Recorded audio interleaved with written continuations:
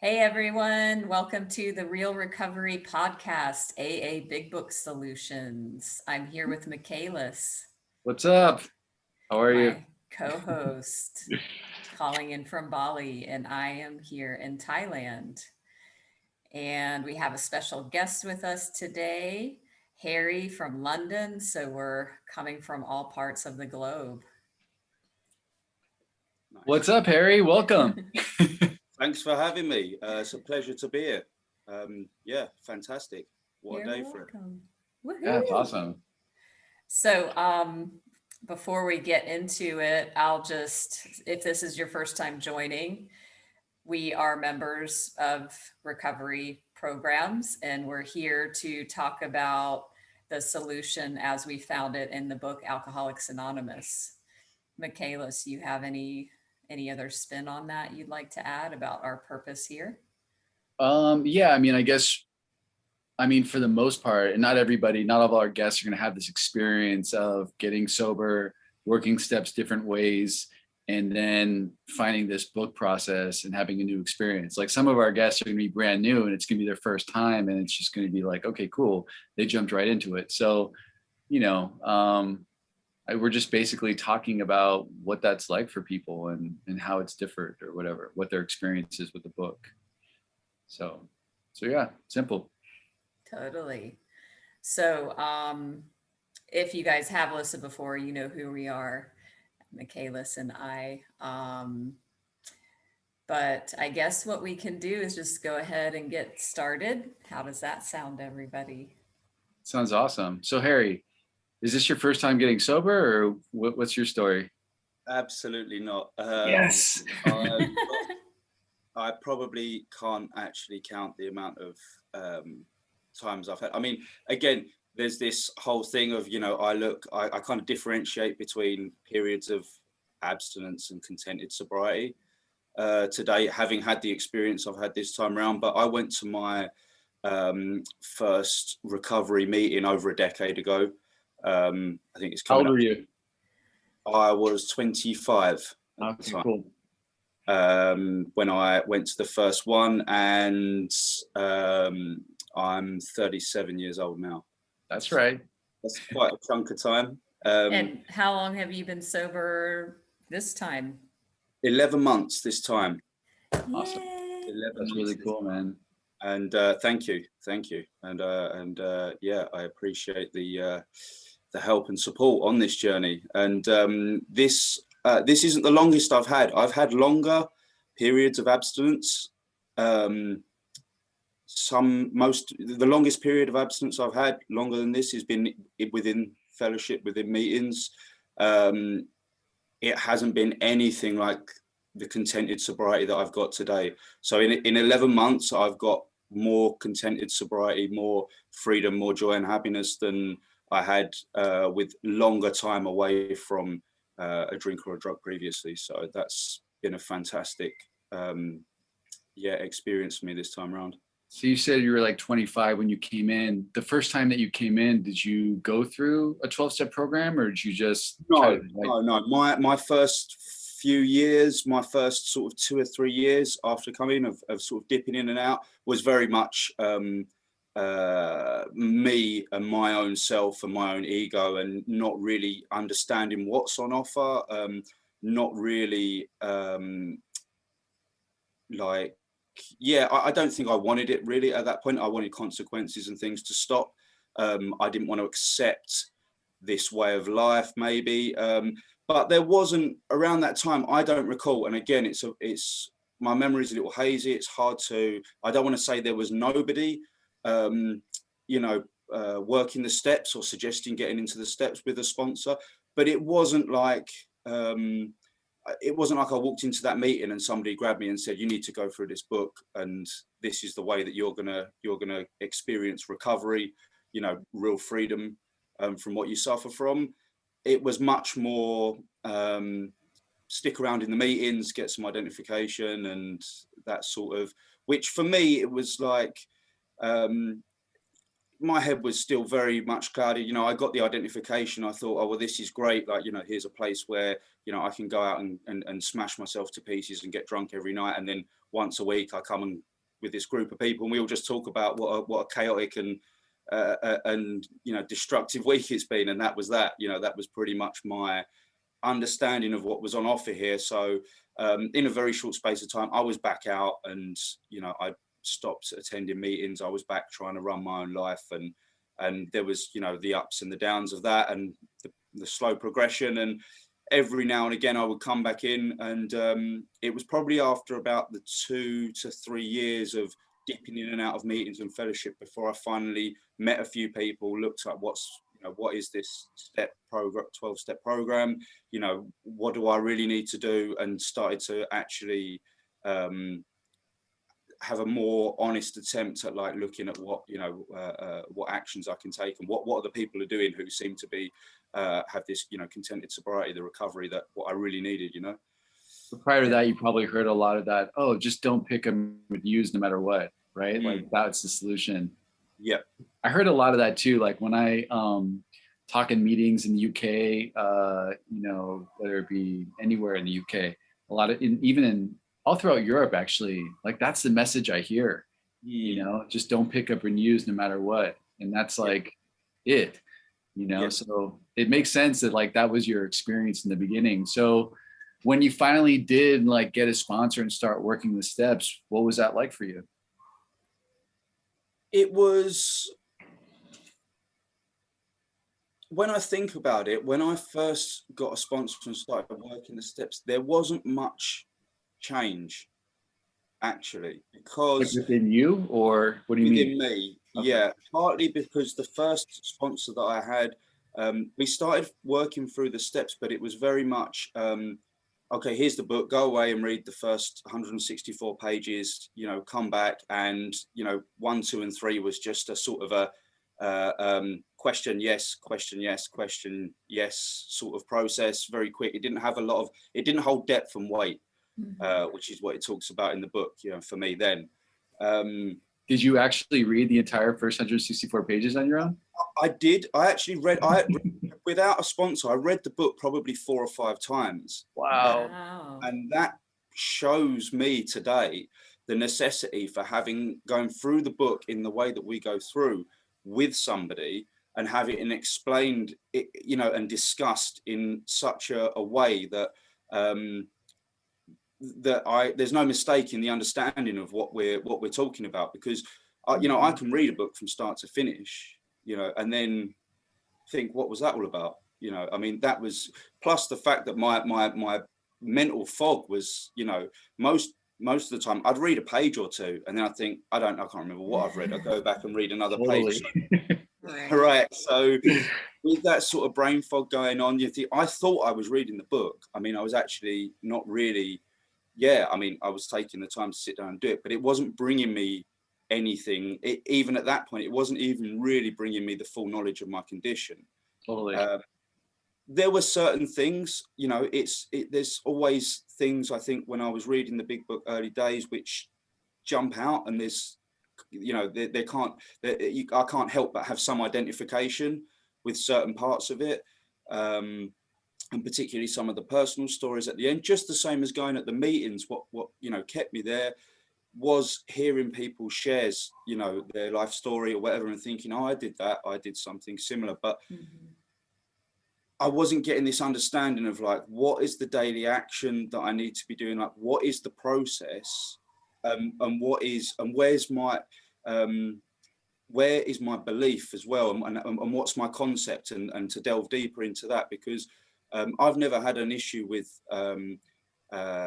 believing in God, or, you know, I was scrambling around searching for all sorts of spirituality way before I came into the program. So, you know, the question, you know, am I willing to believe in a power greater than myself? Yeah, no problem. But just acknowledging that fact, I mean, just then, it does nothing for me really, because I haven't looked at, well, what does that actually mean for me? How does that weave into my day-to-day living? How does that sort of how do you put it into practice, right? how do you put it into practice? Exactly. Yeah, right on. Yeah. So that's kind of the experience I had. So I'd get to kind of step 4, do a bit of writing, and then kind of I did do a step 5 with my first sponsor, but it was like and again, I wasn't shown the way that we do the 4 and 5. So I've done a few step 4s. I've done one which was like a columned inventory, as it is in the book, but it was like a page and a half. What? I mean, Why was it so short? Resentments before 10 a.m. than on any given day. So it was like there was nothing there. But I didn't have the full understanding at the time of how to really. Oh wait, you're cutting out a little bit. Will you repeat that? Sorry. Yeah, sure. Should I pick up from the resentment list? Yeah, You said you didn't have the full understanding. Yeah, well, I just didn't. I was still in, the part of it was me. I was still in that place. I didn't really understand what resentment was, how it was.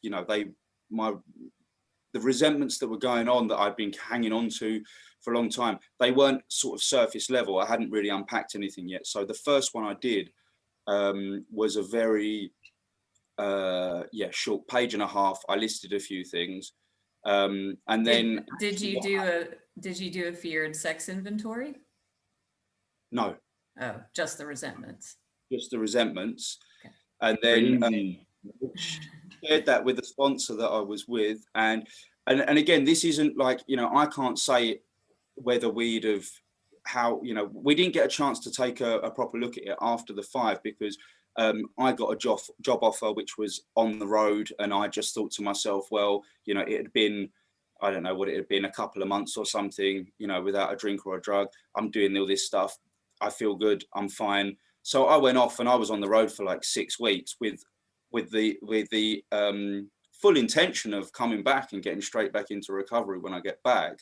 But obviously I didn't because, the time on the road went so well that I was often doing my own thing again. So that, is partly where I was at and my understanding. And again, it comes down to, for me, that what I look at now is that there was no step 1 there actually, because if I'd fully conceded to my innermost self about my alcoholism and this way of life, then I wouldn't have been able to have those thoughts that, I'm all right now and go on. But again, this is the journey, and we all get there in slightly different ways. But the second 4th step that I did was a life story, a written life story. Which I've heard people doing those. And because I think in my head, probably I thought, I didn't really get much, you start to hear now people talking about, having really, profound experiences with their 4 and 5 and not getting that. Okay, well, let's see what these people are doing. We'll try this. That didn't really bring me much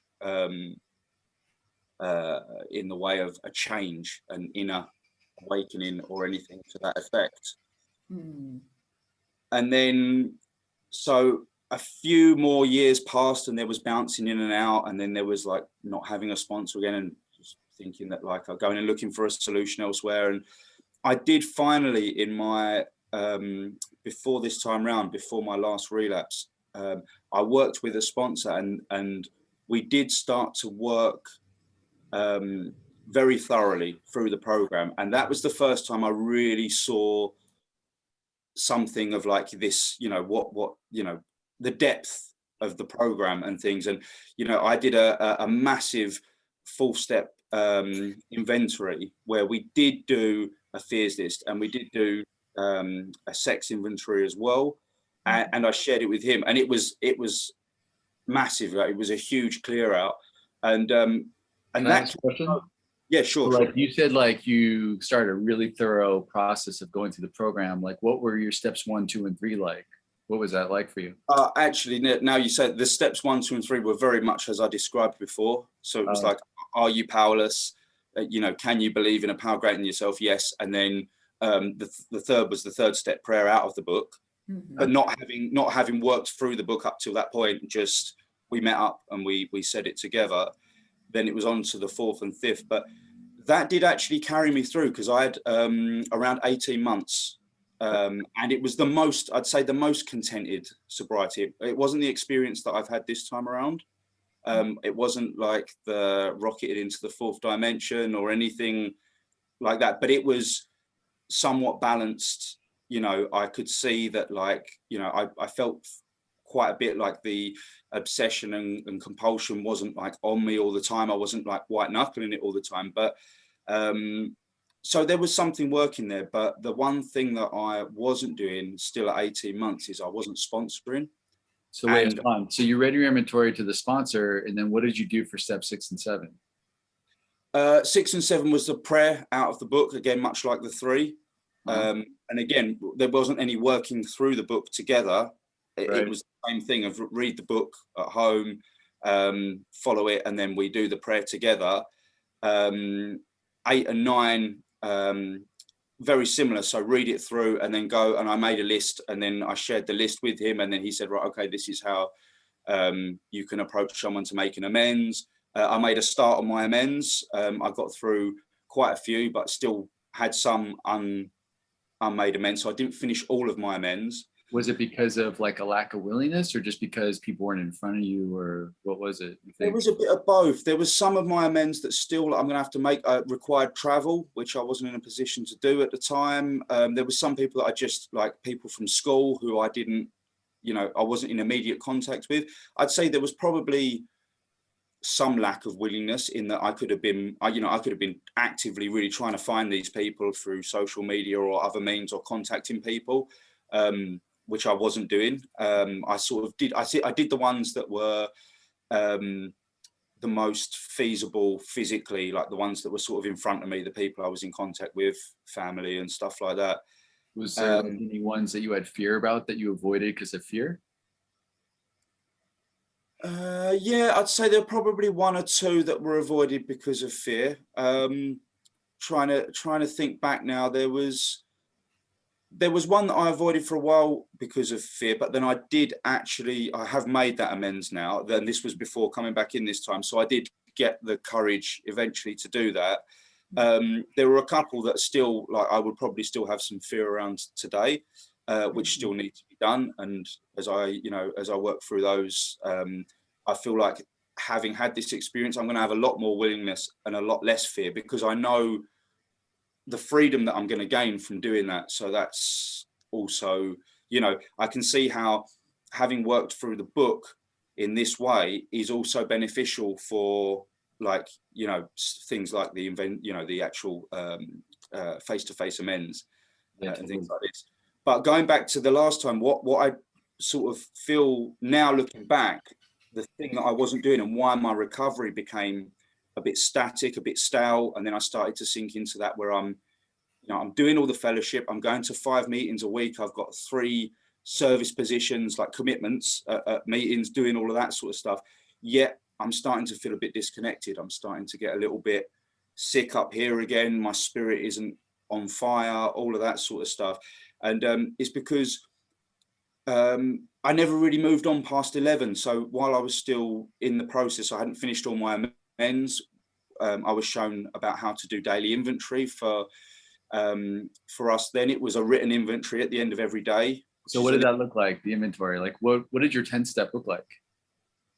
A little, much like a 4th step writing. So cut a piece of paper, columns, and like 3 or 4 of the main resentments, like what I'd picked up that day, person or place or thing. This affects my, the cause, this affects my, you know, and then have a look at my pride, my selfishness, self-centeredness, if there's envy, jealousy, greed, those sort of things. There wasn't, I can't recall now actually whether I was told to use the prayer as well out of the book, you know, around those resentments.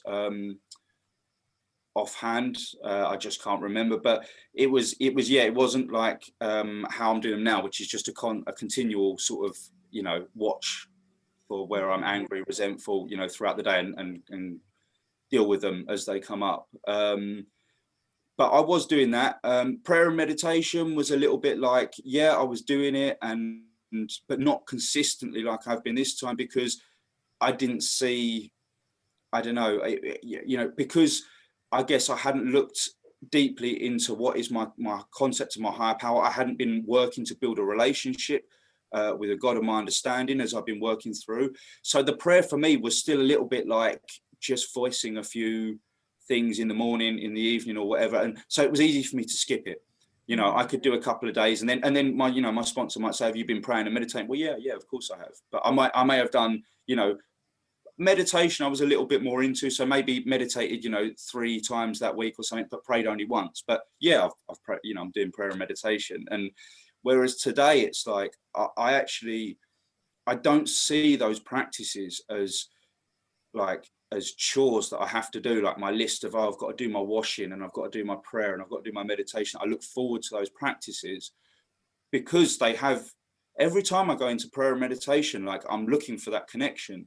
And most of the time in the morning when I go to pray, unless I'm absolutely something like I'm working and I absolutely don't have more than like 10 minutes or whatever, I'll stay there until I've felt that connection. Like I want to feel something tangible that I know that like I've made that connection with my higher power.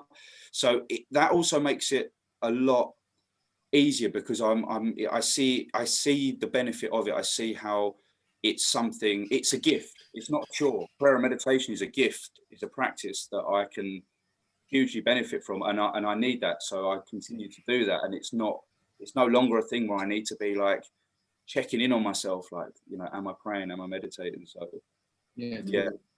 Most people miss the last part of the 10th step, you know, because it's actually like a 5-part process. Like the first is just the awareness, and the second is the admission to God, and then the third is the admission to another human being.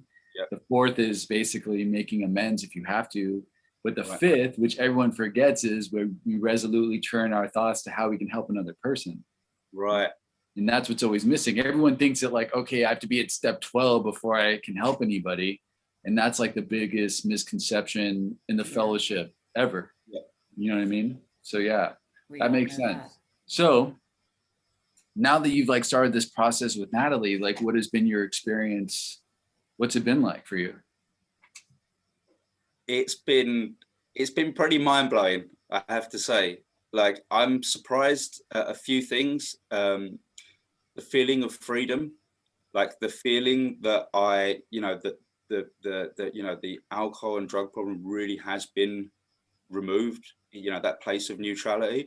I've been just, you know, recently I've been in contact with people, like reaching out to them to carry a message, and they've been there like either drinking or using, you know, right there, and it's like there's not even a, you know, a thought or a temptation or anything. So they're using in front of you? Yeah, absolutely.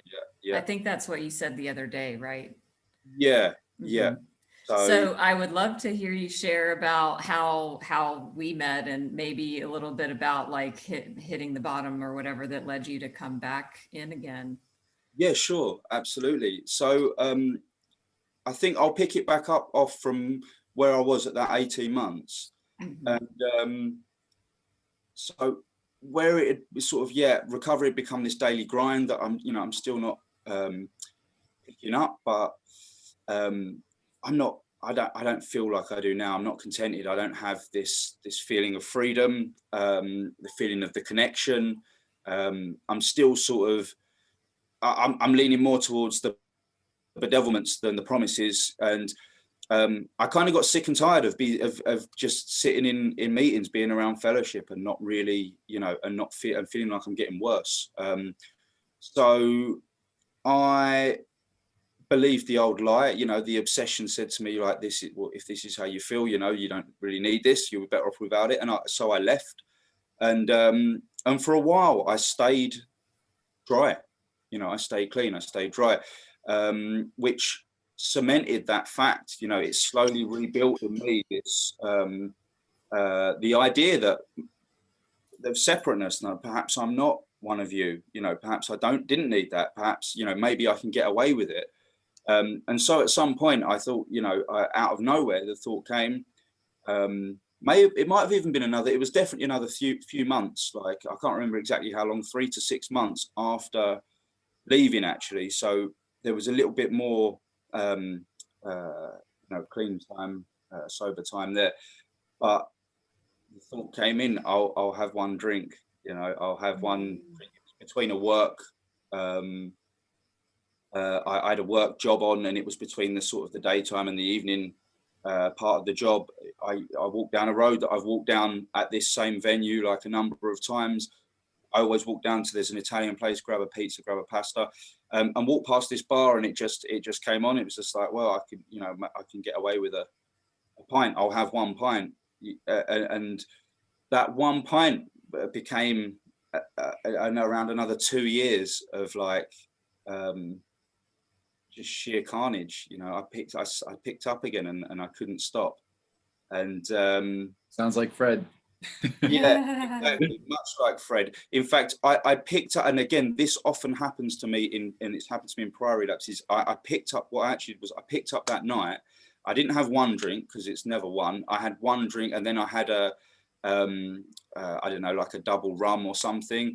And then later on that evening, I had another double brandy or something at another place close to the venue. The next day I got up without a hangover, and I didn't feel to drink again. I was a little bit like, oh, hang on a minute. Like, you know, it brought up some vague memory of like, well, you know, I spent a lot of time and effort around recovery and things before and trying to stay sober. And anyway, and then I think about a month or so passed where I didn't, you know, that it seemed like one in isolation. And then again, what happens is that for me, it's even more obsession. It's even more delusion that I've got some control over it. And it was the next one that I picked up. And then from that next one, it was just every single day. Like I had that one, the next day I woke up, and it was just more, anything I can get my hands on, like to the exclusion of all else. Any, you know, relationships went out the window. You know, I maintained some level of work so I could keep funding what I was doing, but that was pretty much it. It was like, get to work, you know, disengage, do what I have to do, get back, isolation by myself. And, you know, it was just, I just, sunk lower and lower into the, you know, into the alcoholism and addiction. And my experience this time was, it's often said in the meetings that we don't, you know, when we stop for a period of time, we don't get a clean slate. We pick up where we left off. Mm-hmm. My experience was, I feel like I picked up where I would have been had I have carried on drinking and using for that 18 or so months. Totally. Right, where that's where I picked up. It wasn't where I left off. It was way, when it hit me, it was way worse. It had progressed even though you'd been not feeding it actively. Right. Absolutely. Yeah. 100%. So then you were in Thailand, and yeah. So fast forward, I'll spare you the gory details of the sort of that the first sort of 20 months or so of that. I'm sure you can imagine. Things were falling apart here in London, and I did what was like a geographical, and it was definitely that at the time, because I was just trying to escape. Like, I knew if I stayed around here, I was absolutely powerless to getting up every morning. Like, you know, I knew where I could get everything I needed. It was all too close for comfort. And I had this crazy idea that you know, heading out to Asia would have, you know, was going to somehow solve my problem. Although I'd had ideas to head out there before. Anyway, so I jump on a plane,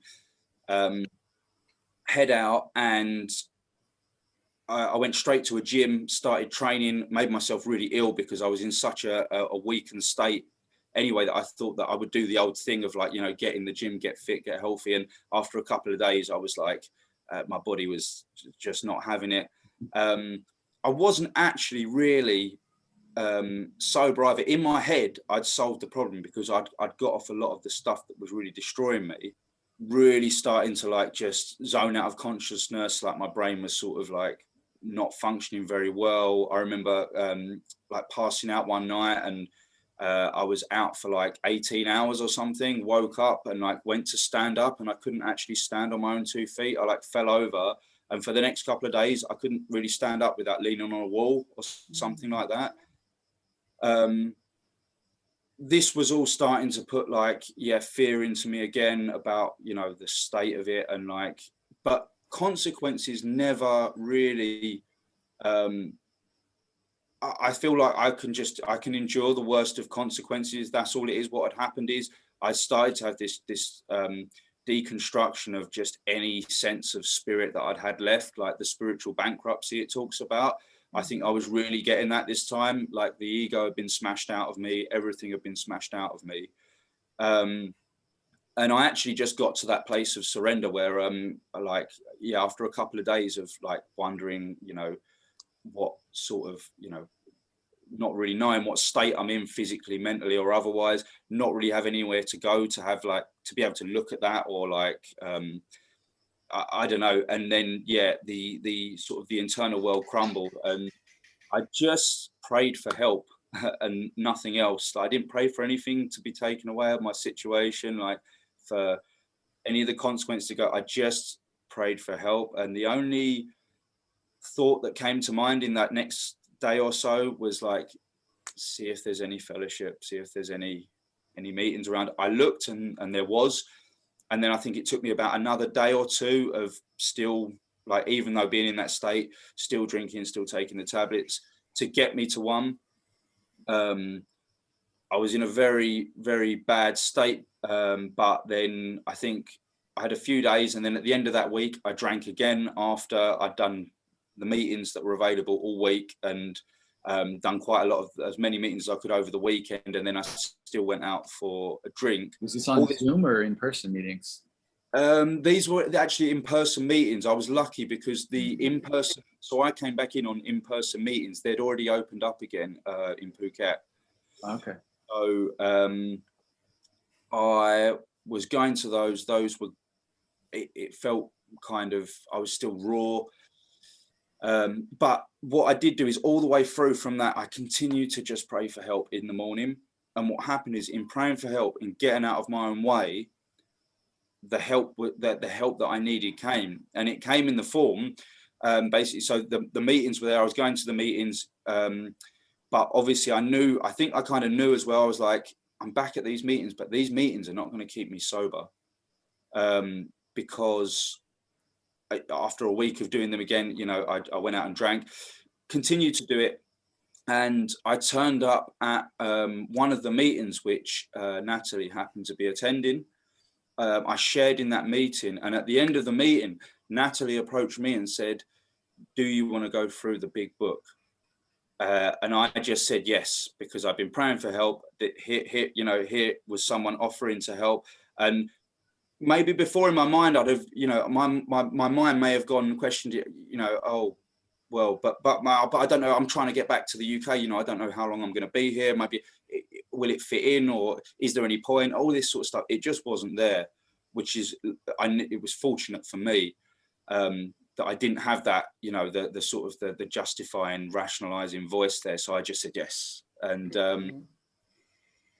we made a start.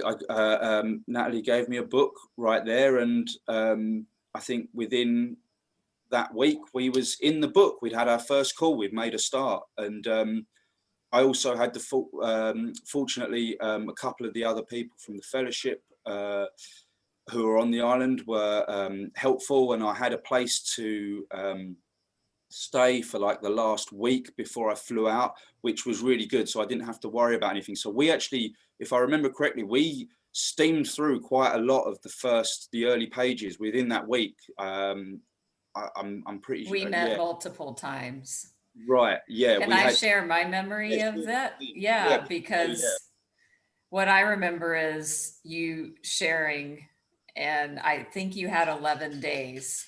Does that sound right? Would you have had 11 days is what I remember. Yeah, that sounds about right. Yeah. Something like that. And then, he's like, I said, do you want to do a big book study? And he said, yes. And then it's just like, I don't know if either of you have experienced this, of like, you're in a meeting and then just your big book sense goes, it's like a spidey sense, like, oh, book, ask him to go through the book. So whatever it was that you said, I was just like, I'm on it. And so I went up right after, and yeah, you didn't have a hard copy book. I said, you know, you need to have one, and got that for you. And yeah, what I remember is that I think we met a couple, like 3 times in a week, or yeah, we really met quite a lot. So Yeah. anyway, Yeah. go ahead.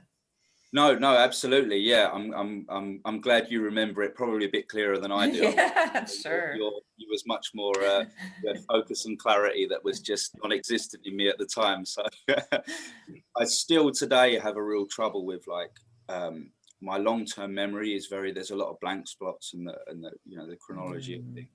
That's the right word. But what I do remember is just being in the book a lot. Being in the book a lot, and the book really coming alive, because right from the very beginning, from the title page, there's discussion. We're looking at what the book is trying to, you're sharing with me what's been shown, what the book is really telling us, like what, I got the full knowledge of what's in the book. There's no stone unturned when we go through it that way. And I see the benefit of that now as well, when with working with others where I've had someone tell me the same thing. They're like, they've had, I don't know, tons of sponsors. They've had like 8 or 9 sponsors, perhaps even more. And and it's been the same thing. The message has been go away and read this book, and, come back when you've read these pages, or we're just gonna, 1, 2, and 3, we just do it at the end of the meeting. It's, and they're really benefiting from this, from me being able to, as it was passed on to me, pass on all this information in the book. And there's so much of it, and it really, it's just really helped me grow my daily practice. And it's I feel like it is that, and that's it. Actually, that's what I remember now as well. In fact, I think we even ramped it up a bit when I got back, because I had the flight back to the UK, which was after a couple of days. And then I was in the quarantine when I got back to the UK. I'm pretty sure we did a call like every day, because I was doing an early morning meeting, and we did, like, because of the time difference, I'm pretty sure we was in the book every day for like maybe 10 days or so in there. I'm not sure if you remember. I don't recall that. Okay. Could have happened.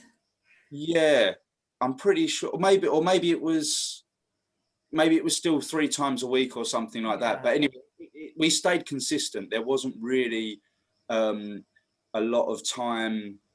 Didn't seem to be a lot of time wasted, and I think the first time there was the first bit of time we had where we wasn't really consistently working through the book was when I was doing my Bill story.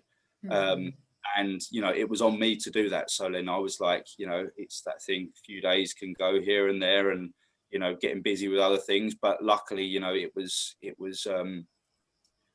as it was shown to me to start taking other 3 people through the book, I knew that, like, I can't sit and wait around. I haven't got time to sit and wait around. So that's another beneficial thing of this way of working. And let me stop you. And so I'm really curious, because there's a point where, you offer the message, and the invitation is you take people through it, ASAP.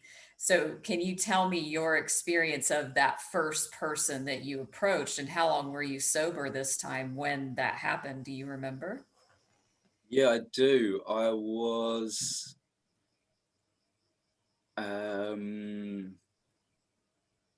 maybe like 2 months. Yeah, a little more than 2 months at most. And I had basically a friend of mine who who I'd been drinking and using with actually before I left, and we spoke on the phone, and they were still struggling. They were still, so I just said, I explained the experience that I'd had in a sort of a short space of time. And it was around that time, actually. This is very interesting. This is only actually coming to realization now, because I've been sharing a lot with people who I've been meeting, newcomers in the meetings, how I straightened out mentally and physically very quickly this time round. Like I had a lot of fear around that, what the state my head was in, and reading, you know, like sort of scientific, you know, or medical stuff online about how long it takes to recover from certain substances and alcohol and whatnot, and thinking, oh, I've got this like 5-year uphill struggle, long road ahead before my cognitive ability is going to start to come back, before my emotions or my mood is going to balance out, before the depression's going to lift, all of that. Stay away from Google, bro. Yeah. You're the enemy, man. Yeah, absolutely. Yeah, down that road. Cancer like at least 20 times in my life, bro. It's really funny. Sorry. It's not funny. Sorry, cancer people. No, I mean, I get you though. I get you. It's, you know, yeah, just being in that place of like, you know, looking at all the, you know, driving myself crazy with this, you know, overload of information, and I've got no real sort of, you know, capacity to even take it all in. But yeah, so, but this is really interesting because I've kept sharing with people how quickly, because I remember that last time when I had that 18 months, I think it was, things started to level out maybe after like the 6-month mark, maybe between 6 and 8 months. And that was probably around the time where it was about maybe sort of 6 months or something before we actually really like started, before we did the third step prayer or whatever. So it was kind of a slow progression, whereas this time I keep saying how it's so quickly, like I came back in and after a couple of months, like it just sort of lifted. And you've just reminded me now, thinking about it, that actually it's around that time when it all lifted, was around the time when I first offered and started to take someone through the book. That's Question. awesome. Were you scared to do it in the beginning? Did you have any fear around taking people through the book, or any doubts or anything like that? No, I don't think, no, I didn't really. I think I felt confident in, Awesome. Partly because, I mean, there isn't really, like, with having gone through it so thoroughly in the way that we do with Natalie, and it all being there, it's, as we go through it, we put it all in, it's all in the book. So it's like, there isn't, whereas actually I think before, it may have been, if I'm just like, well, you know, where do I start? What do I do? It's like, it's all fairly sort of, I just take someone through as I've been taken through, and it's all there. So I think I was quite confident that like it was laid out in a way that I could present it to somebody else. And also in a way where I don't need to, my ego or my, you know, my sense of myself or whatever, just doesn't really need to get involved. I don't need to make sort of certain decisions. It's like, you know, we go through it the way that, you know, I go through it with the next person, the way that I went through it, and the, you know, we highlight the same bits and underline the same bits, we discuss the same bits. Obviously the discussions and the experience and identification have been different with different people, but the you know, the brass tacks of what's in the book is, it remains the same. So I think that probably helped with my confidence of actually like that. I mean, it'd probably be good to speak to a couple of the people, and I think they'll be able to like, I think it was actually like maybe the enthusiasm that I had this time of working it in this way, that like the feeling that I'd really, I think I shared with you, Natalie, a few times, didn't I, that I'd had a feeling that I didn't have, that I'd really connected with something this time. And having that, and I think the enthusiasm is what they will remember about me on the first approach with the book, and being in the book as well. So but I think, yeah, part of that comes from the confidence, which is that I don't need to overthink it. You know, it is all there in the book, and having been shown that, you know, it's not so difficult for me to pass it on. That makes sense. I love that enthusiasm, because I think that is the key. When we have that passion and enthusiasm, I'm thinking about a woman I'm working with, and she's terrified. She's comparing herself to me and how I've said it, and I think that, you know, it's natural to have that, but does your enthusiasm, your passion, your commitment, your willingness, is it more? And I think that can be the distinguishing characteristic. So I'm also curious, you know, you were, quote, a newcomer, you had just a couple months, you approached your friend that obviously was still using. what have in those, a year ago or whatever, almost, did you have people that had more time than you that you approached, or was it always people around your length of time, or how was that? No, actually, it's been all. I think I shared with you before as well, because when we came back, when I got back here, it was a full lockdown, so everything was on Zoom. There were no live meetings, so I started going on Zoom, and I don't know, I found it a little bit more, because there's not such an opportunity. Some Zoom meetings, like, it's Serenity Prayer, and then everyone's logged off and the room's closed, or there are a few meetings that have a bit of fellowship before, but it's still difficult when you're on an open platform discussion on Zoom, rather than like being at a meeting, actually having a conversation one-to-one with someone, and being able to having a bit more time to maybe explain it and stuff. So I brought it into prayer. So I brought into my prayer, please put people in my path that need this way of working, that need this experience, or whatever, that for me to work with. And that's kind of what happened. And they tended to all be newcomers. They tended to be people who were new. And there's been a couple where I've been like on a meeting, and it's been like, I went to one, and this happened after the meetings went back live, actually. But I went to an old meeting that I used to go to when I was around before, in the 18 months, and it was the first time back there since. And this was an interesting experience, because I went into the meeting, and this was a meeting that I did regularly. And they started the meeting, and the first thing they say, and this is part of the readings at the beginning of the meeting, is that we suggest you do 90 meetings in 90 days and then decide if you want to work the program. And, yeah, it's crazy. Right. And then a lot of the shares back were obviously, there was very little solution based shares back, and focus on that. There was a lot of just people's discussion about their day and stuff. And I kind of thought, and this was the thing, usually on a Monday I'm on a book call with somebody, but this person had decided that it's not for them. They don't want to continue with recovery or whatever. So I was freed up. This was the first Monday I was freed up, when usually I'm doing a book call, whatever. So the meeting's on a Monday. I went down there anyway. About 10 minutes before the end, a guy walks through the door, and he's never been to a meeting before in his life.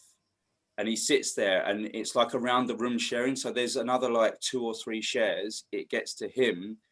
He kind of shares. And then there was another guy. And then actually, no, then it was me. And then there was one more guy to go afterwards. So hearing that he was new, I shared about this experience, about, not being able to stay sober on the fellowship alone, in getting into the book, working through the book. Hello.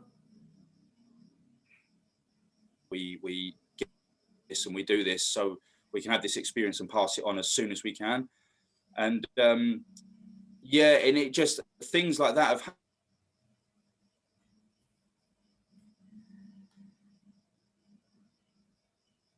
of nowhere, out on a bicycle ride, and we stopped by this lake. I mean, it's the middle of nowhere. Not many people know about this lake. It's off by a river, and we stopped there on the cycles to swim. And I mean, you couldn't have timed it or whatever. And there was somebody there, and anyway, I got talking to them and ended up carrying a message to them, and we've like exchanged numbers, and it just, and because I still have that in my in my prayer as well. Like that morning, I pray to be of service, to be able to carry this message, to find people to work with in the book.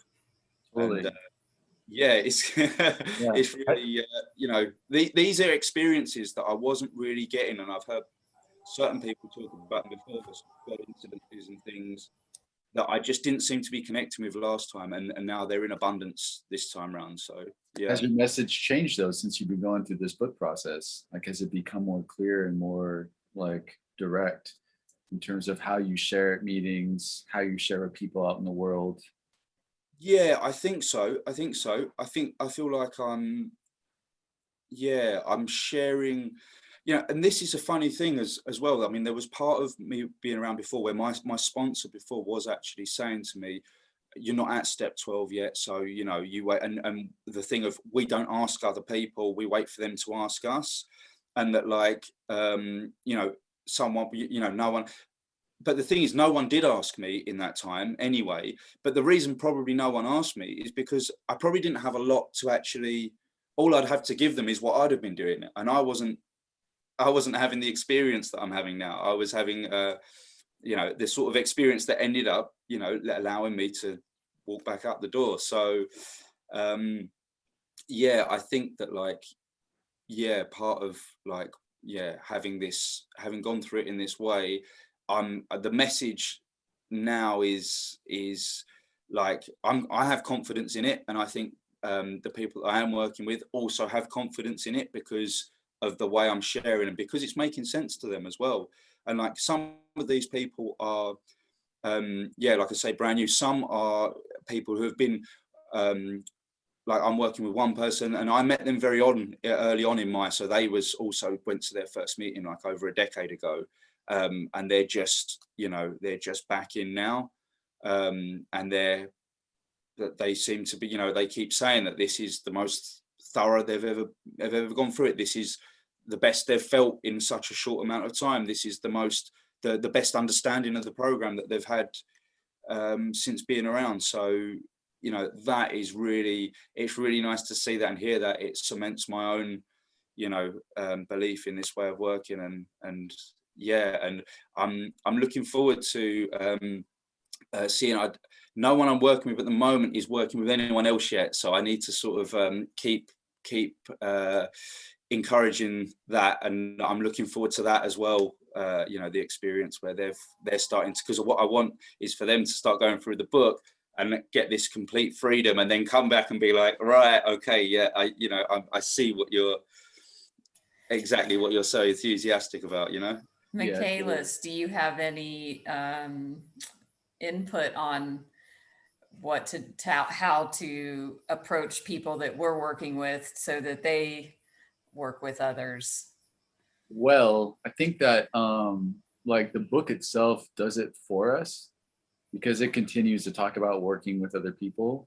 But I think what fucks most people up is when we start breaking down the different promises.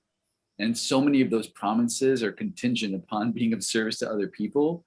And so it's really pointing out, like, well, that's probably not resonating with you because you're not doing the work, and that kind of stuff has really motivated some people. And then there's some people who just are not going to be motivated, and they are still going to come to you to be their, like, guru, because that is, like, their mindset, instead of, like, really developing the drive to find their own personal freedom through this process of helping others.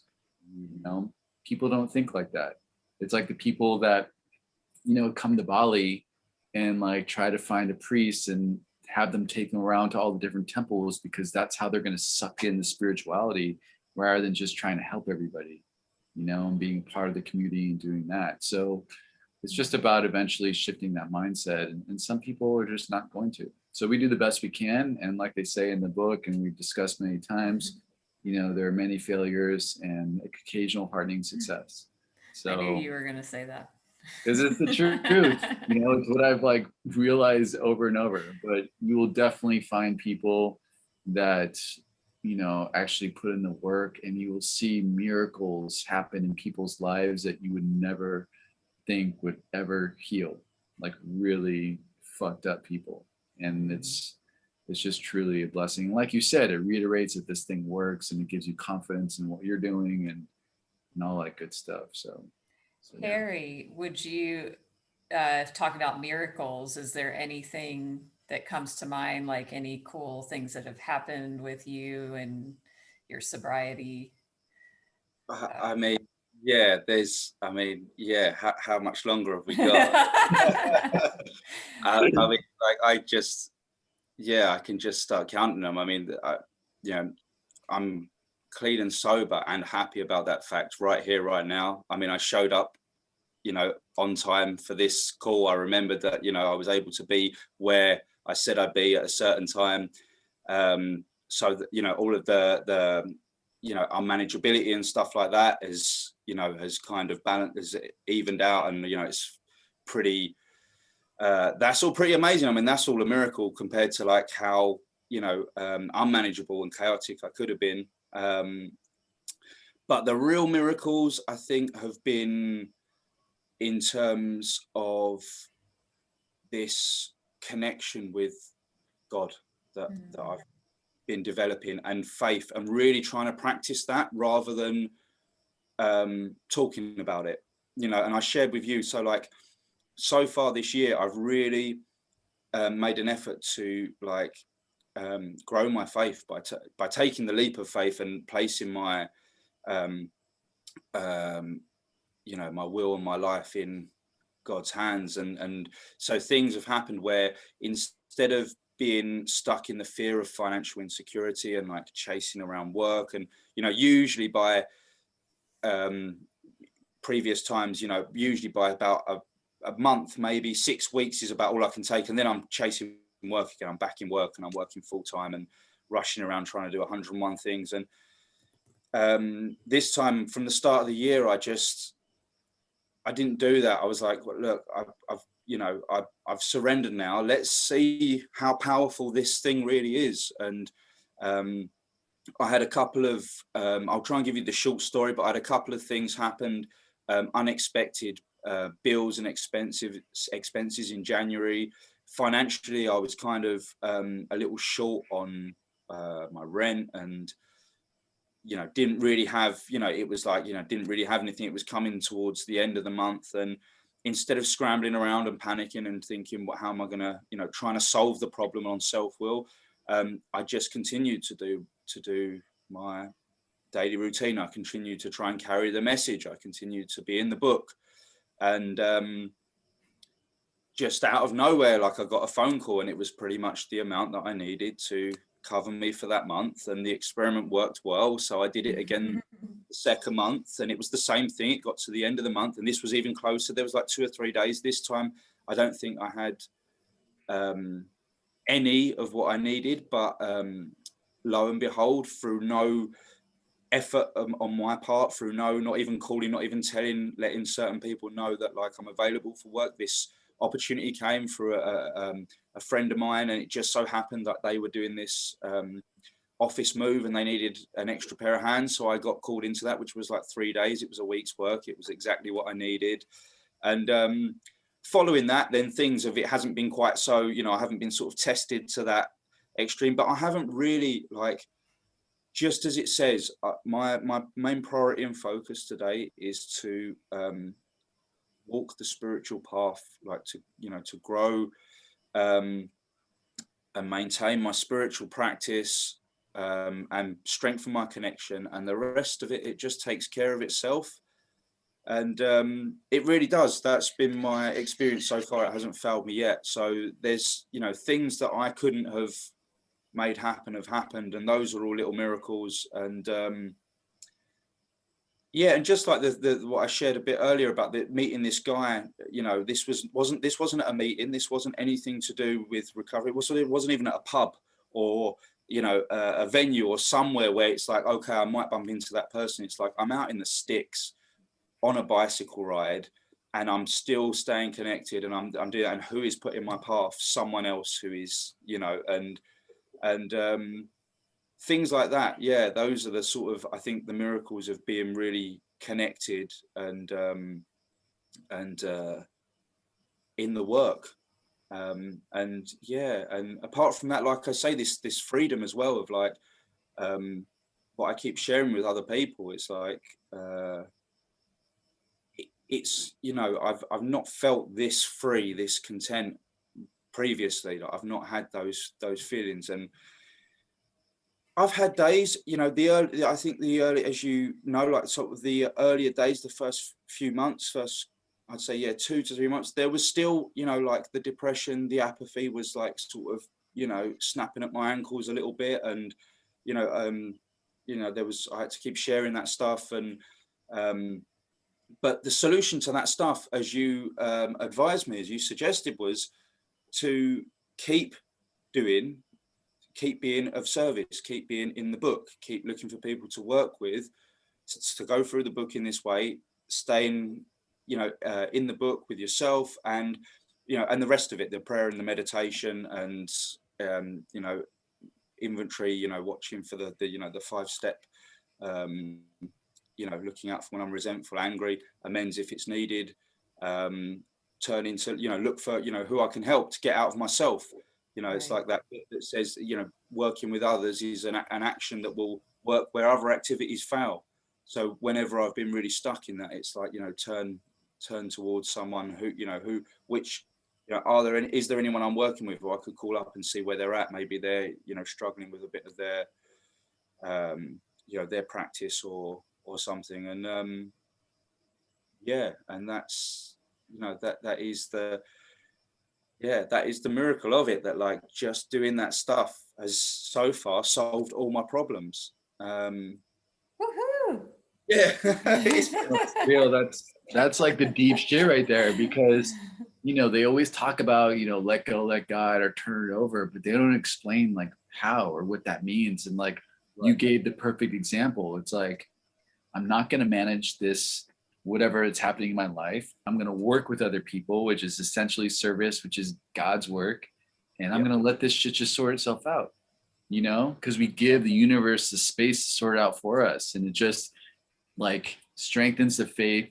It strengthens this idea of this benevolent force always taking care of us. I mean, it's all that stuff, you know, that we need to do to see, you know, and that was awesome. That's exactly what keeps me going too. That's right. Right.